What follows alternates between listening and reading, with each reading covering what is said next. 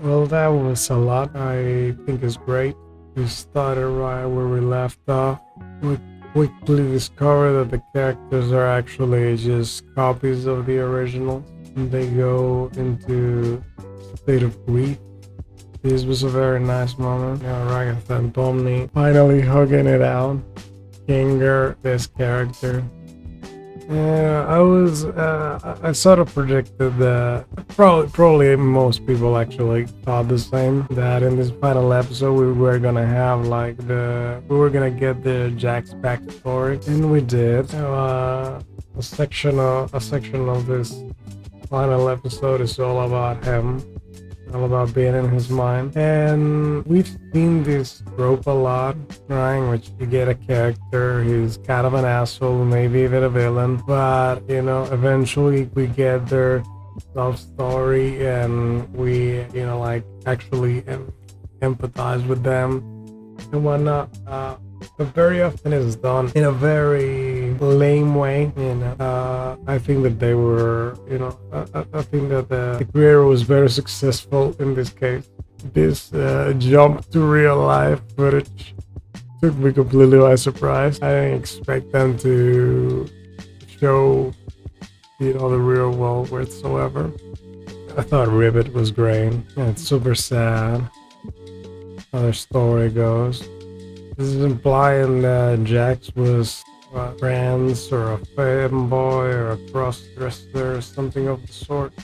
I don't know in which year this story takes place, but I feel that he's too embarrassed and closeted for it to be in our day and age. You're a cross-dresser, who cares? Be yourself, have your fun. This moment was pretty nice. I thought maybe he was gonna be saved. He was gonna be returned to, the state of, being completely gone. But it did not happen. This, I actually expected him to be alive, but I expected him to be alive in the area that was an office, not just in the middle of the void. I also expected him to the problem with his personality to have something to do with the fact that his AI consumed the blue AI. So him literally having a double personality Gollum, right? And then taking it out, and that's how he becomes a normal person. Also getting to know more about the real people that are living in his world now. This is the most happy ending you can possibly get in this story, actually. Other than I don't know, Jack surviving and all the other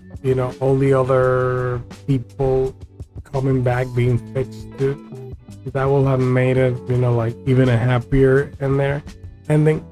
But that way you do lose the consequences of the bad consequences of the story, so you lose drama. So I actually like it how they did it. It can feel a little bit rushed. How Kane over here was already very reasonable already over here, right? So I wish that he had been still a little bit more delusional in this part, and then after you learn all this shit is when you get the transformation, sort of in the same sense that absorbing the information from the blue AI made him a different person for the worst. Getting all this information from the I don't know, players, you could call them, actually made him a better person, more mature person. I like the little moment with the moon. It reminded me of when I was a kid watching Bear in the Big Blue House. Something like that. It was cool. I really love that show. Yeah, she was really nice. Pretty nice cameo. Over here, I'm shocked they were not more surprised about him being being alive. And even a little bit more scared of him, because last time he was going crazy. He was literally going Freddy Krueger mode. This was super sweet, bittersweet, because we get to know more about them and we get to see what happened with them after, with their original selves, with their prime selves in the real world. But it's bittersweet because, well, the characters will never get to live that life. Although, you know, there are good aspects about this one too, right? Like they got each other and they will never age, they will never die, and they don't have to pay taxes. They don't get sick, right? None of this stuff. So there are some good aspects about being, you know, down here, but they also lose all the good things about it, right? Like Ragatha actually never managed to make up with her, you know, her mom. The one with the little sad mask never got to, like, it doesn't seem like they are like a very successful illustrator, you know, but they're on their way, very low on their way, because this doesn't look very. So in a sense, I'm glad that it doesn't just show them like, oh well, yes, actually, your real life versions actually just got perfect lives and all their problems are solved and they just succeeded in everything that they ever did. Again, it adds to the bittersweetness. Kinger is actually the one that I feel the worst for, actually, because the other ones, you know, like Pomni got friends, you know, Ragatha have friends, you know, Sue, we don't know, this one also friends and shit. But like with the case of Kinger, it's like his wife and his children. And also something that is like I'm not sure about, but they do mention, like they sort of presented like, oh yeah, like he's still married with his wife, you know, and he has 2 daughters. They appear to have 2 daughters together. So the they appear is, I don't know, like, is this something that like it's just the information through the perspective of Cain, so they're like, oh, I guess these are, you know, his daughters? Or is this like literally not even Kinger knew this, right? Because that will imply that Kinger, the you know, like the simulation Kinger, has been down here longer than these daughters have existed in the real world. So he's been down here for like more than 18 years. That's a lot. Like, no fucking wonder bro was crazy and, you know, will only get back his sanity when he was in the dark or some shit. Like 18 years, that's some crazy amount of survival. But, you know, again, I'm not sure about that. Maybe he already knew that he did have daughters, you know, and maybe, you know, like just some years have happened, because with the other stories it doesn't feel like that much time has happened. Like maybe like 1, 2, 3, 4 years, something like that. But this one, like with the they appear to have, made me kind of question, like, wait, has this guy been down here for more than 18 years? You know, also a bit sad over here with you know, with Jax, because, you know, it's implied that he's like trans, or, you know, a femboy or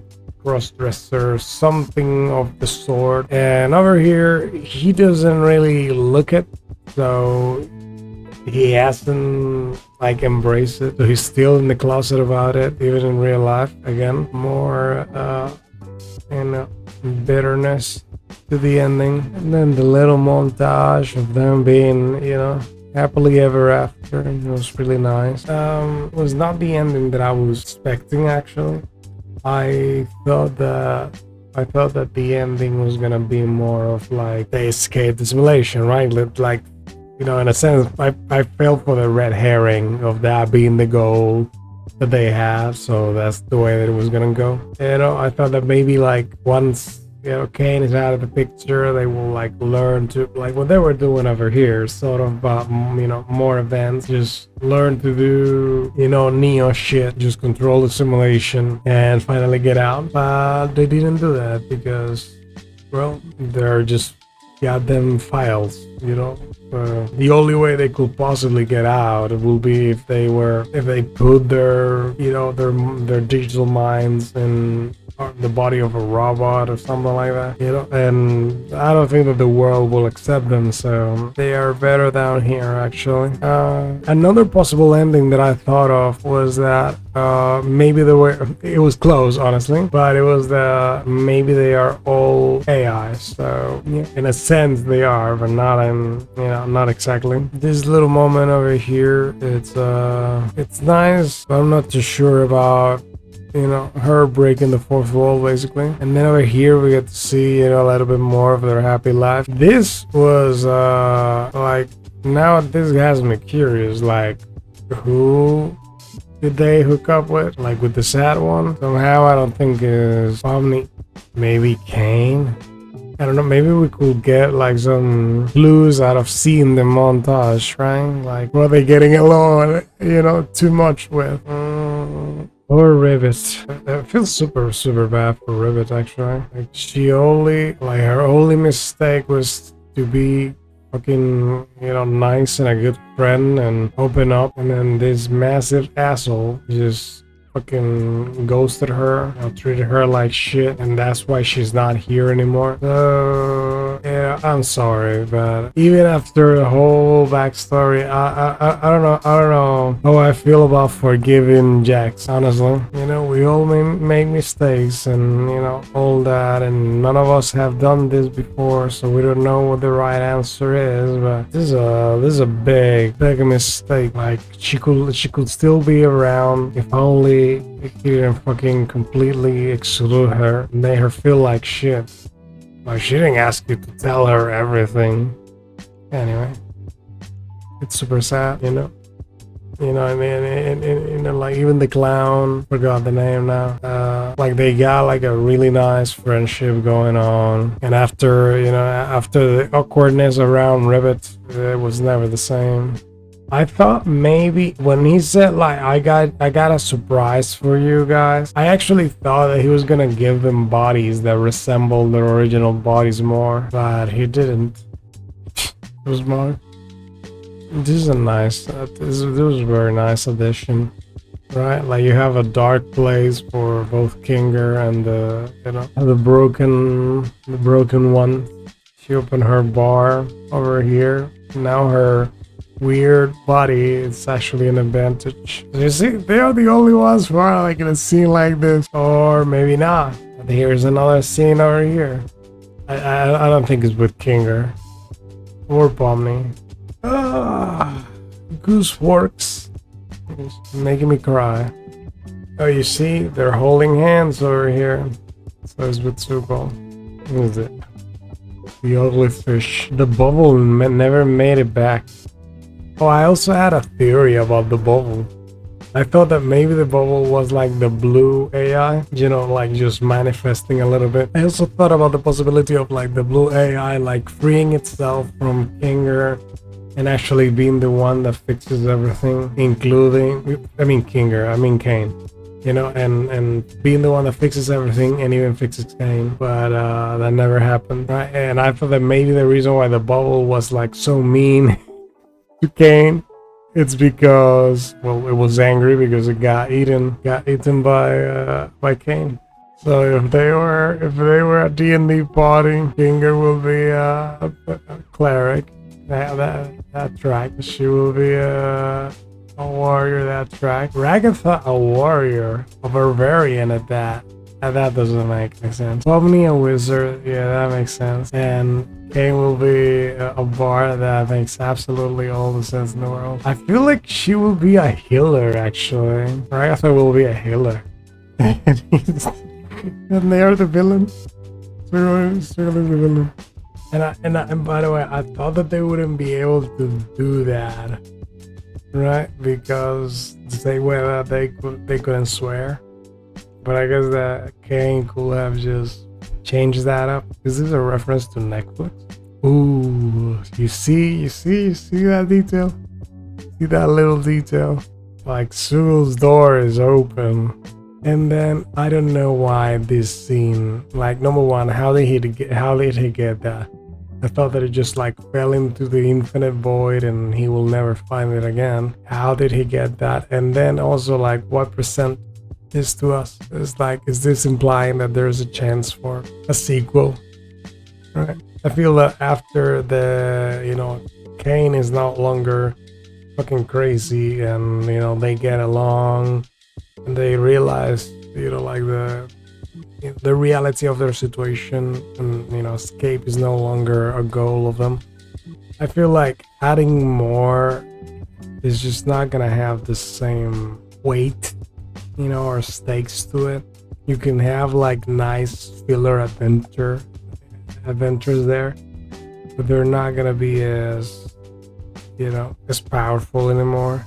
I think that the Amazing Digital Circus could have been like a TV show with a lot of episodes with a bunch of different adventures, right? And then like way later we get this ending. But I think that after the ending there's not that much to explore, but I could be wrong. Well, no, now that I think about it, there is a possible story here, right? Like if the blue AI was the one that actually was like mean and negative and shit, right? And after Kane took it out, he actually just chilled down and stopped being evil. Then maybe this one could escape or get a body of its own, and now they could have like a new villain, and who knows, like it might even be more powerful than Kane. So you could have a story, in there. It's just not gonna be as compelling as the original one now that we know the answers about who they are. But I can still see it being a good story because we care a lot about the characters, right? At least I do. So yeah, I'll watch that. Now whether there's a sequel or not, that's up to the creator. We'll see. But this, like implies that, they are at least leaving the possibility, the door for that open. Glitch. And I don't know what I don't know what they were trying to do with this scene, right? With them like all meeting in a bus stop. Was it to show them all like in the real world together, or to show that like that in the real world they never interacted and never got along together or whatever? I don't know what the intention here was. I just know what it made me think about. That is like, yeah, in the real world, like these people will never ever even speak. They wouldn't know like how well will they be able to get along. Oh yeah. And also, like, what is this three quarters thing?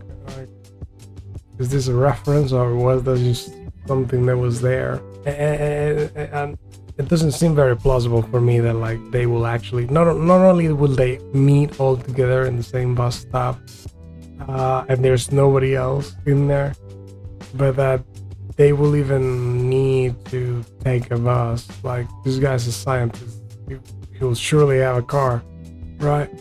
And Ragatha seems rich, so bro, Jax was saying that like he looks stupid, like in the digital world, but like over here you look stupid too, bro. What is that haircut? Anyway, it was a nice ride. Only 9 episodes. It feels so much longer just because of like the time between episodes being so long. Now Bleach biggest hitter is finished, is completed. So yeah, the Amazing Digital Circus started 2 years ago. It both doesn't feel that long ago and does feel that long ago. I wanted to sincerely thank all of you guys. This show is so special, and it has resonated with so many people one way or another. I just really wanted to thank all of you for allowing our little show to get this far. Thank you so much for all of the support these past few years. It's been crazy getting to this point. I have a huge amount of thanks to you guys. It was the closest any of us ever felt to being rock stars. I just want to say, thanks for the memories. A very, very big thank you to everyone for your love and your passion and your enthusiasm. From the bottom of my heart. Thank you for having me. Thank you for going on this journey with us. That is something that I will carry with me for the rest of my life. Thank you, Glitch. Thank you, Goose, for giving me this opportunity. And thank you to everyone watching this. I appreciate you all very much. None of this could have happened without you guys. See ya. Aren't I a little short for Fortnite? Any more questions?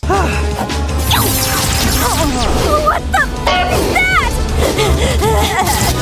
Wait. Why is Pomni caked up, bro? Like, you didn't have to do her like that. What is this? What is this? What the fuck is this? What's going on?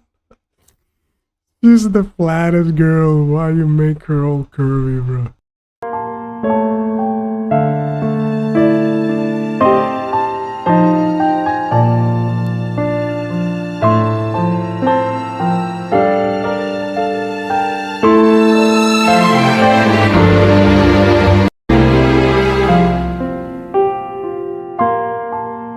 It was really sweet and sad that it's gone now.